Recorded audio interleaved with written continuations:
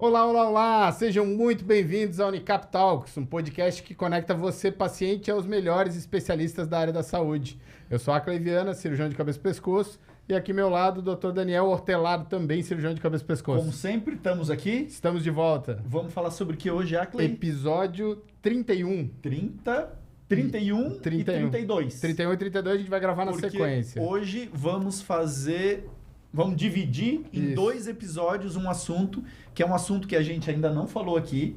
E que é extenso. Muito importante, é extenso e é relativamente comum entre os nossos pacientes. A gente vê bastante, né, o desconhecimento sobre o assunto e quando acontece os problemas. Né? E é impressionante, né, Acley, como tem muitos médicos que não conhecem isso e o paciente fica sofrendo anos e anos e anos sem um diagnóstico. E a confusão, né? Com certeza a gente vai confundir, a gente vai chamar de parótida, de paratireoide, paratireoidismo, hipotireoidismo. A gente vai, exatamente, a gente vai trocar também porque confunde, são nomes parecidos. O que a gente vai falar? Hoje vamos falar sobre as glândulas paratireoides e suas disfunções. Então vamos conversar sobre o que são essas paratireoides, onde que elas estão, para que elas servem e como que elas podem ficar doentes. O que pode acontecer? Um excesso de função, a redução da função. E para isso a gente trouxe... Quem chamou? A gente trouxe... uma que já é da casa, eu vou deixá-la por último. A prata da casa é depois. Já teve aqui antes. É isso. Vou começar pela nossa convidada, que é a primeira vez que está aqui com a gente. Ela é endocrinologista, doutora Mariana Costa. Seja bem-vinda e se apresente para as pessoas. Quem é Mariana Costa? Então, eu sou Mariana, endocrinologista, sou manezinha aqui de Florianópolis mesmo. Fiz a minha formação de medicina, residência médica, endocrinologia e metabologia, mestrado tudo na Universidade Federal de Santa Catarina. Depois eu passei um tempo em Porto Alegre fazendo doutorado na Federal do Rio Grande do Sul. E agora estou aqui, atendo na Clínica Médica Harmoniza, no centro aqui da cidade. E também no hospital universitário, né, orientando os residentes, endocrinologia geral e também com foco em tireoide e no metabolismo mineral ósseo. E aí, onde entra as paratireoides, né? Exatamente. Metabolismo mineral ósseo. Viu? Isso daí tu não difícil. Sabe, né? Isso daí não é a tua área. Isso é difícil. Não, mas essa fisiologia é uma fisiologia difícil mesmo. A Camila vai explicar tudo sobre essa fisiologia. Calma é melhor aí, perguntar para Mariana. Convidaram a Mariana, especialista nisso, para botar eu para explicar, daí o negócio tá um pouco Camila, desorganizado. Você já esteve aqui antes, mas apresente-se para quem não viu outros episódios com a tua presença.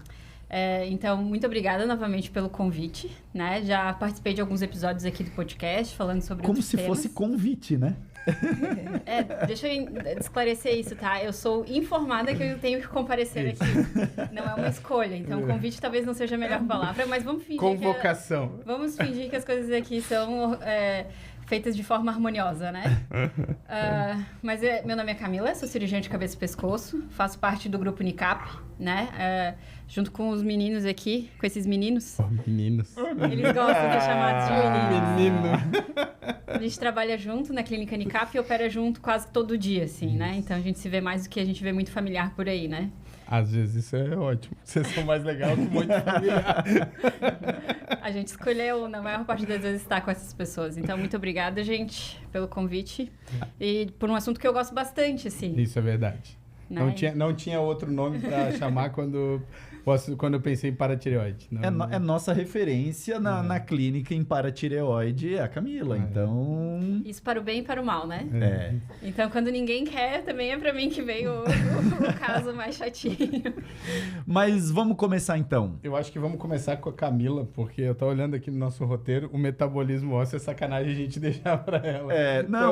A pergunta assim, onde ficam as paratireoides e quantas são? Acho que ela consegue responder. Não, na verdade, a questão anatômica realmente é muito do cirurgião, né? Então, Camila, o que são as paratireoides? Onde que elas estão localizadas? Para que elas servem de forma resumida? Tá, então vamos de uma maneira mais simples aqui o possível, porque esse é um assunto realmente muito complexo, né? Então, como o Daniel mesmo disse, tem muito médico que às vezes não entende muito bem o que é, o que funciona e o que são essas glândulas, né? Então, são as paratireoides, né? Então, são glândulas que a gente tem na região do pescoço. Elas ficam localizadas aqui próximas à tireoide. Então, a gente costuma simplificar que são basicamente 4 glândulas que ficam duas de cada lado da tireoide, duas superiores e 2 inferiores, né? A gente sabe que pode ter muita variação no número de paratireoides que uma pessoa tem, mas em média costumam ser 4, né? 2 de cada lado. A principal função dessa glândula, ela regula quanto de cálcio a gente vai ter dentro do sangue, né? Então, se a gente precisa de mais ou menos cálcio, elas que vão fazer essa regulação, né? E aí, quando essa regulação der errado, é que entra os médicos, né? Os endocrinologistas e os cirurgiões de cabeça e pescoço para tratar essas glândulas. E o que é legal aqui, eu gostaria de deixar bem claro, porque isso eu vejo muita dúvida dos pacientes em consultório, não tem nada a ver com a tireoide. Só o nome que é parecido, tá? Então, assim, o teu hormônio tireoidiano não vai ter nada a ver com essa glândula, tá? Então, é um hormônio completamente diferente que ela produz e é um metabolismo completamente diferente. Então, não tem muita interação ali entre a glândula paratireoide e a tireoide, a não ser essa proximidade realmente anatômica, que daí acaba que o cirurgião de cabeça e pescoço trata as duas coisas. Né? Então, isso é para deixar bem claro. Porque eu tenho pacientes que já operaram, eu já expliquei isso várias vezes, e ela vai falar que ela operou a tireoide. E acho que a outra coisa que é interessante falar é que são glândulas pequenas, né? Ali do tamanho de uma ervilha. A gente que opera, a gente menores, vê muito, né? Parece uma gordurinha. Às vezes a gente vê isso, né, Camila? Mostrando pro residente, tipo, aqui tá paratireoide. Ele olha e fala, só essa bolinha amarelinha ali. Né? Daí o residente vai falar, tá, claro. E ele não viu nada de diferente. Mas tem uma relação anatômica próxima com a tireoide e são muito pequenas e uma aparência difícil, né? Você falou do PTH, né? Do hormônio que elas produzem, do metabolismo ósseo, e aí isso aí é a parte que a Mariana falou que gosta, né? O que é essa alteração que a paratireoide faz no cálcio? Como ela regula isso? O que é o metabolismo mineral ósseo que você falou? E como esse hormônio da paratireoide afeta rim, osso e tudo mais? Como que tem essa relação ali? Sim. Isso é pergunta difícil, hein? Não, é 10 minutos só. Então, o PTH é o paratormônio, né? E ele regula, então, como a doutora Camila falou, ele regula os níveis de cálcio no sangue, né?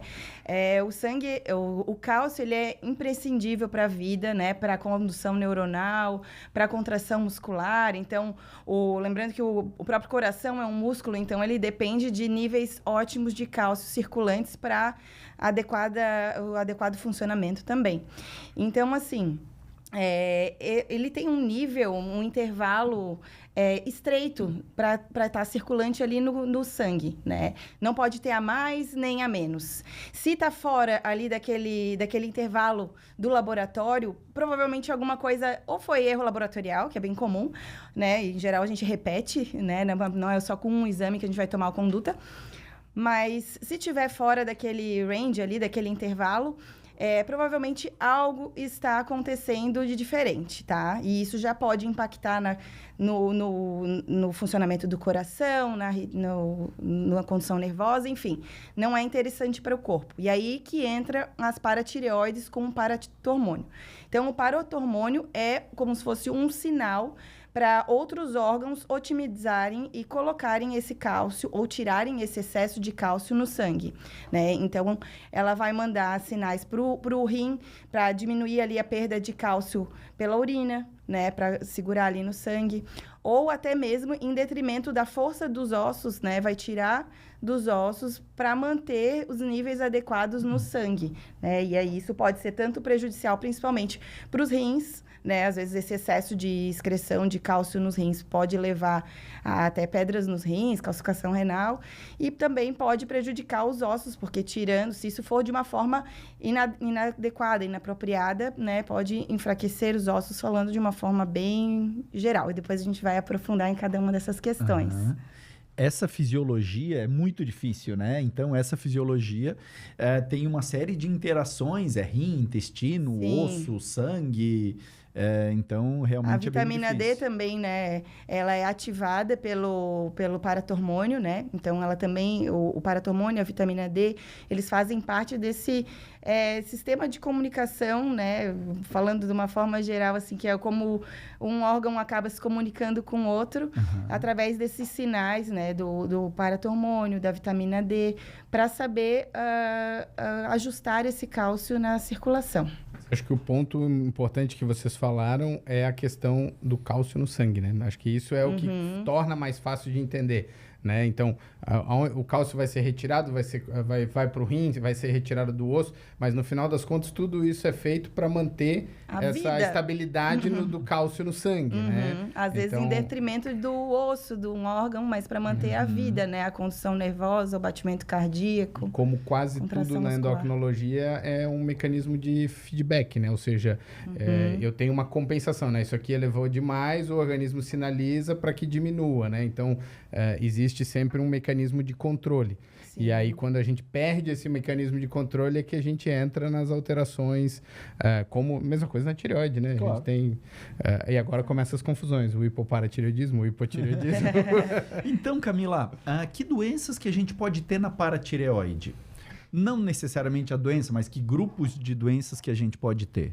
Então, esse mecanismo que a doutora Mariana explicou, ele é um mecanismo fisiológico, né? Então, a gente precisa do paratormônio para manter as nossas necessidades fisiológicas, só que quando tem paratormônio em excesso, isso daí acaba desenvolvendo os hiperparatireoidismos, né? Que são os excessos do hormônio paratormônio, né? E aí tem um grupo de doenças que podem fazer com que esse paratormônio esteja em excesso. Né? Então, a gente costuma dividir em 3 causas, né? 3 grupos, basicamente, né? Que são os hiperparatireoidismos primários, secundários e terciários. O mais comum e que a gente acaba tratando mais também são os primários, né? Em que a gente tem ali a glândula paratireoide que fica doente, normalmente uma delas que acaba ficando doente, e que é o adenoma de paratireoide, né? Que é por algum motivo que a gente não sabe muito bem. Essa glândula, ela meio que perde os sensores dela ali, que fazem esse equilíbrio de quanto de cálcio a gente tem que ter. E a glândula acaba meio que entendendo que está sempre faltando cálcio. Então, para ela tem que estar jogando paratormônio na corrente e estimulando esse mecanismo de retirada do cálcio dos ossos, das nossas reservas, né? Para estabilizar esse nível de cálcio que para a glândula está doente, né? Que é o hiperpara primário, que é a causa mais comum que a gente tem hoje de cirurgias da paratireoide, né? Existem outras causas, né? As hiperplasias e até os próprios tumores de paratireoide, os cânceres de paratireoide, mas eles são a exceção, né? A grande maioria realmente é o adenoma de paratireoide. No secundário, daí a gente tem as deficiências de vitamina D, né? Como a doutora Mariana falou, que a vitamina D está envolvida aí no mecanismo fisiológico do hiperparatireoidismo. Então, quando a gente tem uma deficiência de vitamina D, acaba que, como uma resposta fisiológica do nosso corpo, a gente pode ter um excesso de paratormônio. Isso para tentar compensar essa deficiência de vitamina D e a falta de cálcio que isso leva, né? E isso não é tratado com cirurgia, isso tem que ser bem frisado, né? Então, a gente sempre tem que excluir que exista uma deficiência de vitamina D quando a gente tem um excesso de PTH, tá? Entre as causas do secundário, outra é a doença renal crônica, né? Então, tem alguns pacientes que têm doença renal e que fazem diálise. E daí, esses pacientes que já estão em fase de diálise podem ter um excesso desse hormônio por causa de um mecanismo muito específico da doença renal crônica, que talvez valha a pena até a gente desmiuçar em algum outro momento ali, que é uma coisa bem mais complexa, né? E o terciário, que daí são esses pacientes que tiveram doença renal crônica, que foram transplantados, mas que ficaram com essa alteração e não conseguem mais reverter, apesar de terem feito o transplante renal. Né? Então, esses são os 3 grupos que a gente costuma dividir dos hiperparatireoidismos, né? Que levam a doenças da paratireoide. Que, na verdade, é o excesso de hormônio tireoidiano. Isso. E, Mari, tem algum problema, a falta do tireoidiana, não, do PTH, né? E tem algum problema sobre a falta do PTH, o hipoparatireoidismo? Né, sim. Quando falta o PTH, vai faltar cálcio no sangue, vai cair os níveis de cálcio no sangue, né? E o que pode ser causado por isso, né? A maioria das causas são as causas adquiridas, né?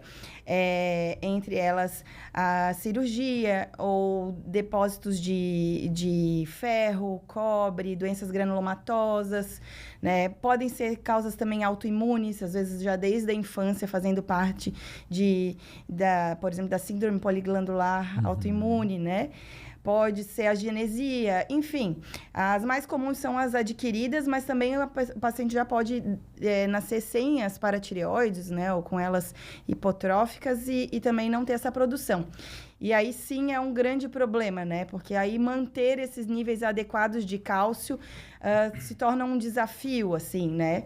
E tem várias nuances ali no tratamento. A gente vai ter que lançar mão de altas doses de cálcio, de vitamina D na forma ativa, né? Então, tem o outro lado da moeda, né? O excesso ou a falta do paratormônio podem causar problemas para a sua saúde, assim, né? E como é que é feito o diagnóstico de um paciente com hipoparatireoidismo? Já que a maioria é adquirido, ele vai ter em algum momento da vida, né? Então, ele vai ter que ter algum sintoma e vai ter um diagnóstico, né? Sim. Muitas vezes o paciente vai se queixar, né? De câimbras, dormência nas mãos, né? Ao redor dos lábios. Ele pode desenvolver com mais facilidade alguns problemas como de calcificação até extra-ósseos, né? Às vezes até pelo excesso do tratamento, pela questão, assim, da reposição de cálcio, né? A maioria acaba sendo cirúrgico. A maioria dos pacientes com hipoparatireoidismo são pós-cirurgia. A grande maioria no consultório, no hospital universitário também são os pós-cirúrgicos, né? Porque ela podia ter botado a gente ela diz assim, 99%. 99% a culpa é de vocês, ou cirurgiões mais, de cabeça e pescoço, que acabam na cirurgia da tireoide dando uma... A gente já conversou isso, né? A gente já teve um episódio só sobre cirurgia da tireoide, suas complicações, e a gente falou do risco do hipoparatireoidismo ou das paratireoides deixarem de funcionar. E aí a gente vê como a experiência do cirurgião é importante, né? Porque mesmo ali no HU, a gente vê os pacientes serem operados nos mais diversos serviços do estado. Então, a gente sabe que quando com um cirurgião de cabeça e pescoço com experiência já, né? Em operar tireoide, é mais raro, é mais difícil, pode acontecer, mas é mais difícil que a paratireoide perca esse funcionamento, né? Ou que ela saia junto com a tireoide. Porque, como eles estavam falando, elas são muito pequenas, né? Então, precisa isso eu não sei, não estou lá na hora da cirurgia, mas precisa toda a experiência para diferenciar ali o que é paratireoide e o que não é, né? A gente tem uma piadinha, e quanto mais velho o cirurgião fica, mais paratireoide o paciente tem, né? Achar, né? Porque tem, assim... A gente acha que tudo é paratireoide, né? Sim. E uma abordagem da tireoide tem menos risco do que uma segunda abordagem, né? Às vezes para uma outra, né? Já aumenta bastante, consideravelmente o risco. E, claro, a gente maneja depois o hipopara, né? Existem formas de tratar, de manejar.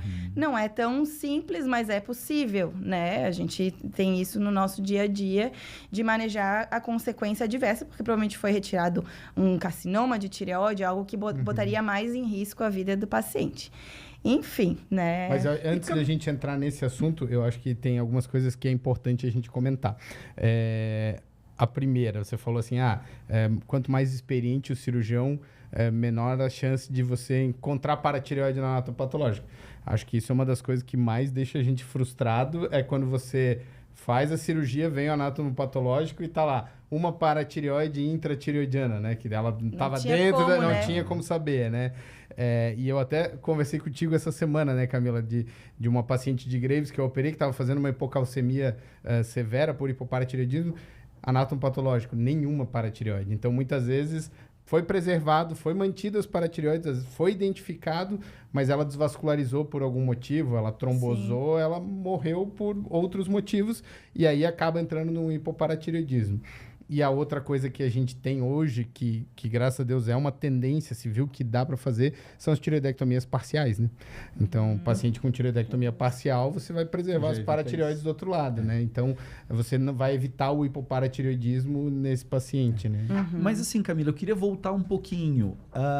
O hipoparatireoidismo, quando acontece nos pacientes que a gente opera a tireoide, a culpa é do cirurgião? É porque ele operou errado? É porque ele tirou as paratireoides inadvertidamente? Então, o hipopara, ele é uma complicação do procedimento cirúrgico, né? Ele não é uma complicação exclusiva do cirurgião, né? Ele acontece porque é um risco que quem vai fazer uma cirurgia de tireoide está exposto, né? Então, mesmo com toda a expertise, com a experiência, nada blinda o cirurgião de acabar tendo um hipoparatireoidismo, do paciente desse cirurgião ter um hipoparatireoidismo, né? Então, assim, obviamente, quanto mais experiente o cirurgião, menor é o risco disso acontecer, mas existem, às vezes, alterações anatômicas, condições cirúrgicas que aumentam a chance disso acontecer, independente dos cuidados que o cirurgião tenha, né? Então, às vezes, mesmo preservando aquela paratireoide, às vezes a vascularização dela não fica muito boa, ou seja, os vasos que mantêm ela viva são vasos que, às vezes, têm em comum com a tireoide. Então, para você conseguir retirar a tireoide, muitas vezes você tem que fazer como se fosse o selamento desse vaso e pode ser que essa paratireoide, às vezes, não consiga se manter viva, mesmo tendo sido preservada a estrutura dela ali dentro do paciente, né? Às vezes pode ter algumas alterações anatômicas, realmente, como o Ackley falou ali, de uma paratireoide dentro da tireoide. Então, a gente não consegue ver que ela está ali dentro, mesmo a gente que usa lupa para todas as cirurgias lá, cirurgias com aumento, então a gente não consegue ver que a paratireoide está ali, ou às vezes elas estão em localizações não esperadas, né? Então a gente sabe que ela tem uma localização que é mais esperada, né? Então que fica ali próximo da parte superior da tireoide e da parte inferior da tireoide, mas às vezes ela pode estar em locais que não é o habitual. E aí a gente, como a gente fala, né? A gente evita que ela esteja no que a gente está tirando, mas a gente não procura ativamente a paratireoide, até porque essa procura pode fazer a desvascularização que a gente também não quer, né? Então, às vezes, num local que não é o habitual, ali muito na frente da traqueia, muito próximo, às vezes, de um esvaziamento cervical, que às vezes a gente tem que fazer, pode ser que uma paratireoide dessa acabe saindo mais por uma alteração anatômica. Então, não precisa crucificar todo cirurgião que tem por aí, que tem hipopara, porque é uma complicação inerente ao procedimento. A gente sabe que esses riscos são baixos e quanto mais cuidadoso é o cirurgião, mais baixo é esse risco. Mas ele sempre vai estar presente ali, ele sempre vai existir o risco de ter um hipoparatireoidismo. O que não pode ter em todos os pacientes. Isso, né? A gente está falando aqui de uma complicação, né, que é em torno de uns 5%, né? Então, se a pessoa tem um risco muito maior do que isso, né, tá tendo muito mais casos de hipopara, é aquela coisa que a gente fala, né? Melhor ficar um tempinho sem operar. Né, revisar a técnica cirúrgica e aí realmente avaliar o cirurgião. E a Clay, hoje em dia a gente quase não vê isso, né? Mas tem dois sinais muito clássicos do hipoparatireoidismo, que é o Chevostec e o Trousseau, né? Então, nomes bonitos, né? Para vocês que não sabem sobre isso, na faculdade a gente aprende isso, são sinais muito clássicos, né? Se a gente bate aqui, dá uma contratura na musculatura, ou se a gente põe um esfigmo, aperta, faz uma mão em garra, assim. Então, esses são sinais muito clássicos, mas que a gente não vê mais, né? Então, aqueles hipoparatireoidismos muito severos, não sei se no HU vocês veem, Mari, isso? Acaba que sim, a gente vê no HU, a gente vê alguns casos assim, até pelo acesso à medicação, né? Apesar de que o SUS disponibiliza o carbonato de cálcio, calcitriol ali, né? Mas a gente acaba vendo com uma certa frequência, assim. O que é mais raro são aqueles casos também que precisam de cálcio endovenoso, de uma... acaba sendo mais raro, assim. Mas o Chevostec, às vezes, volta e meia, e o Trousseau volta e meia aparece no consultório. A gente chama os acadêmicos, né, para olhar. Eu trabalhei no HU muitos anos, né? E teve todo mundo aqui, né? E todo mundo aqui. Todos nós. E teve uma cirurgia que nós fizemos lá numa criança, num menininho, acho que de 7, 8 anos. E foi uma cirurgia enorme. E ele fez um Chevostec muito nítido, assim, né? E ele estava internado lá no HU. E todos os professores levavam os alunos lá para ver. E daí o menininho, 7, 8 anos, ele mesmo fazia nele, assim, ó, ele batia e falava, Chevostek. Ele mostrava para os alunos, assim. Então, esse menino é inesquecível. Pode até falar para os pacientes, não conta para os alunos o que você tem, mas eles, a primeira coisa eles contam já entregam o diagnóstico, né? Esse aí já entregava até o E Mari, assim, ó, se a gente tiver um paciente com isso, o que é possível fazer? Como que é o tratamento? É possível contornar? Isso é definitivo? Isso é temporário? Como é que funciona isso? Existem os casos, né, e a maioria, né, que são transitórios no pós-cirúrgico, né, que dura ali em torno de 3, 4 meses, no máximo 6 meses, né, esses transitórios acabam revertendo espontaneamente, foi mais pela manipulação das paratireoides, vascularização, que depois as outras paratireoides acabam também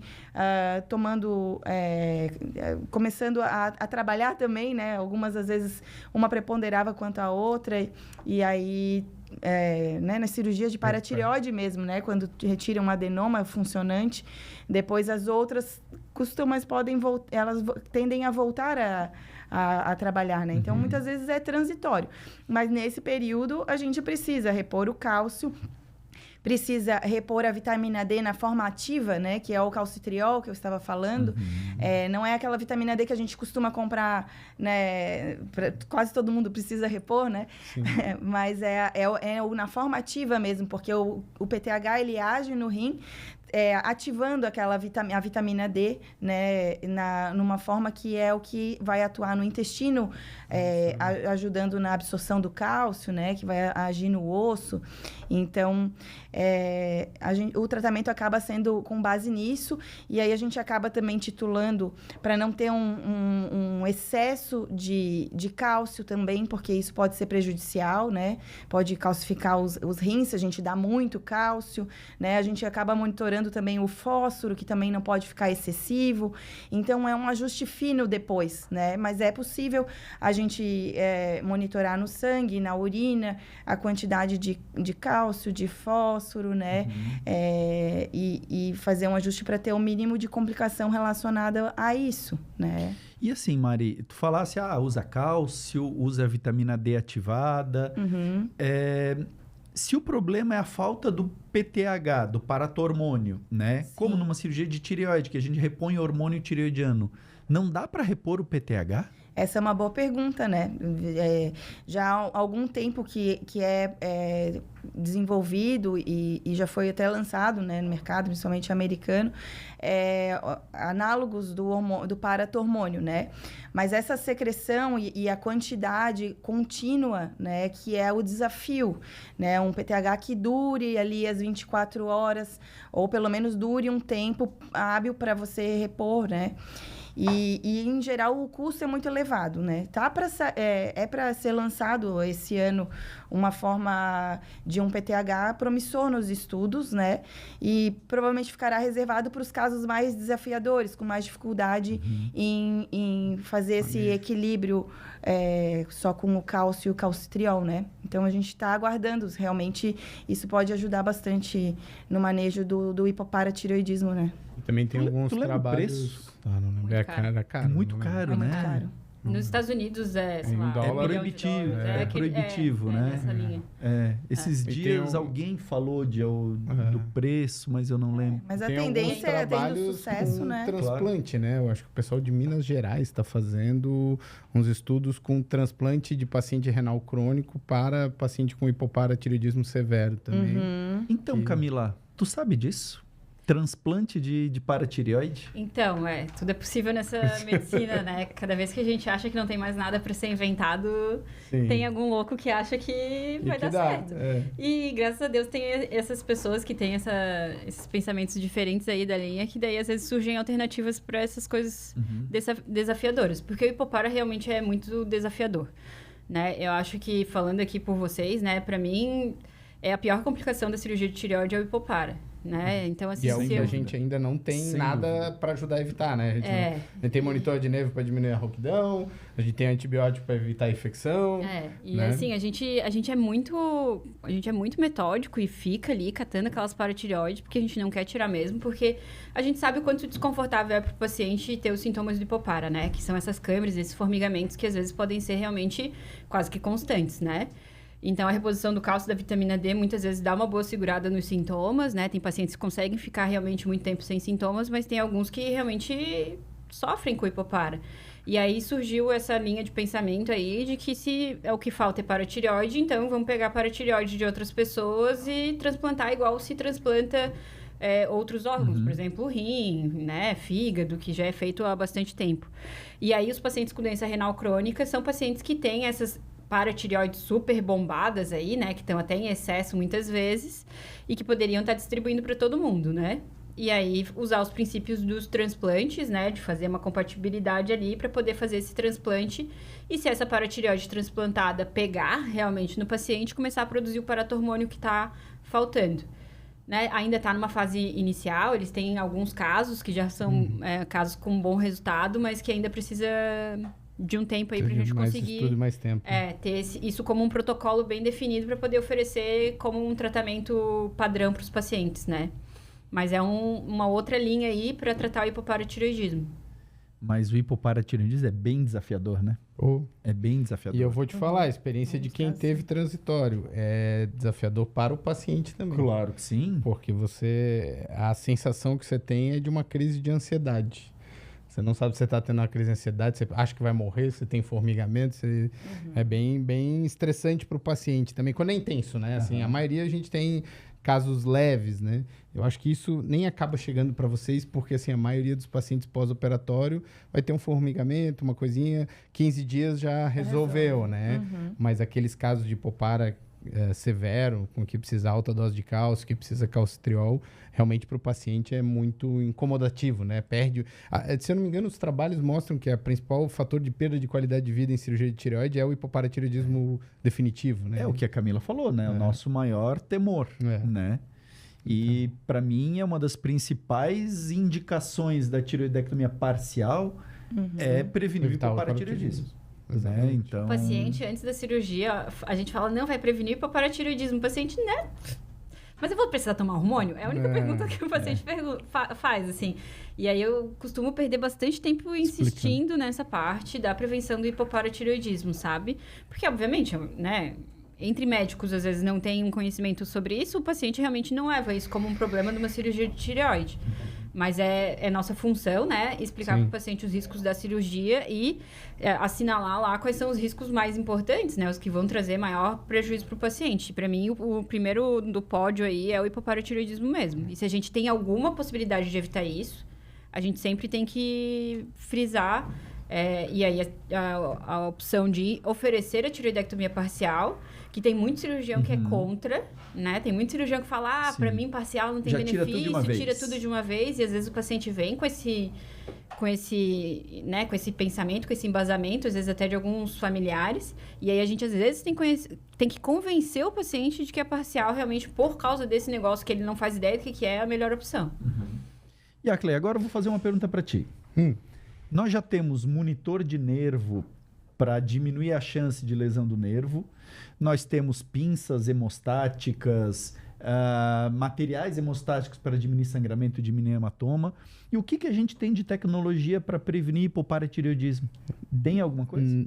Utilizável agora no dia a dia, a gente teria o que tem de mais, talvez próximo de poder utilizar, é as imunofluorescências com verde endocianina, que não é todo lugar que tem, mas que, por exemplo, com alguns lugares com videocirurgia ou com robótica a gente já consegue mas ver. Explica o que é isso. Talvez a Mariana, que não é cirurgiã, talvez ela não saiba. É como se fosse um corante, né? Assim, que você usa endovenoso e ele vai pela corrente sanguínea.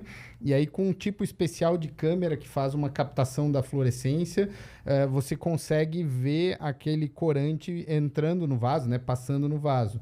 E aí, a paratireoide, que é muito vascularizada, você consegue identificar ela pela vascularização vascularização, ver até onde, qual é o principal vasonutridor dela, e aí você consegue ter uma cirurgia que preserva, e depois que você solta ela da tireoide, que a Camila falou que ela estava grudada ali na tireoide, você consegue ver se ela está bem vascularizada ou não, que é o outro problema que a gente falou que pode acontecer de ela desvascularizar. E se ela não estiver bem vascularizada, você retira ela e reimplanta ela no músculo.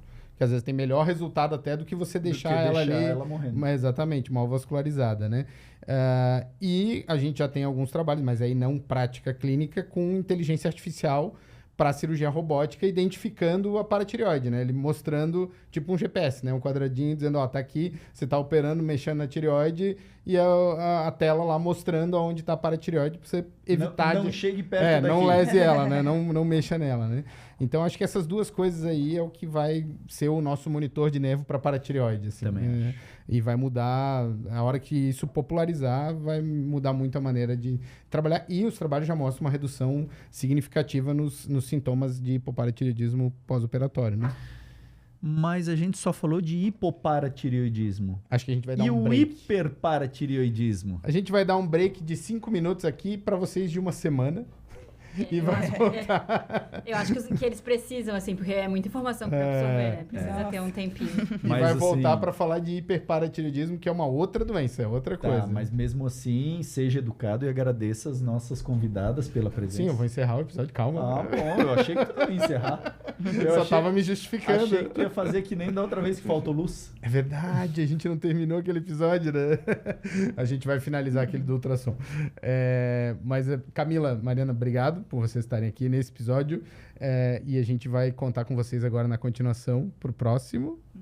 E todo mundo Agradecemos. E todo mundo que está em casa também, né, Daniel? Muito obrigado. A gente vai falar sobre hiperparatireoidismo e vocês vão assistir na próxima semana. E assistam porque vale a pena, é uma conversa muito legal. Muito legal mesmo.